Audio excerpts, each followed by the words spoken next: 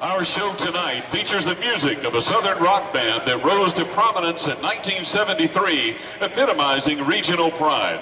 This group from Jacksonville, Florida, gave us timeless rock favorites, including one that has become the signature song of our home state of Alabama. This is the music of Lynyrd Skynyrd.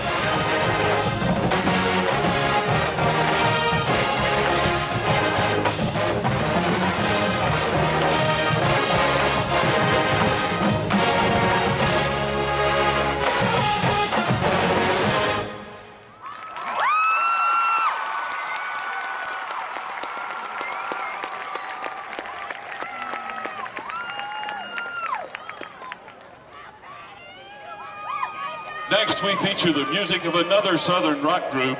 This song charted in the top 100 singles of 1978.